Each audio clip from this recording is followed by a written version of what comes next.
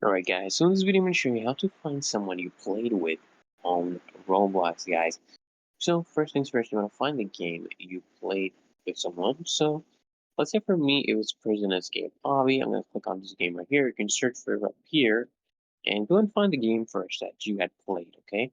Find that game and what I want you to do, guys, okay? There's About Me section, Storage section, and Servers. I want you to click on Servers.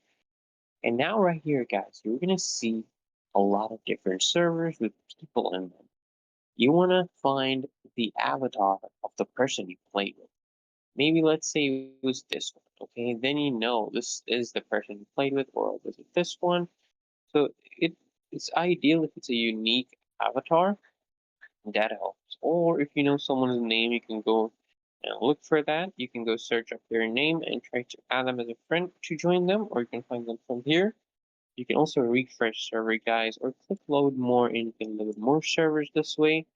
This is the best way to find someone played with on Roblox, and it's better if you know their name, guys. So seems that there are no more servers right now. People playing.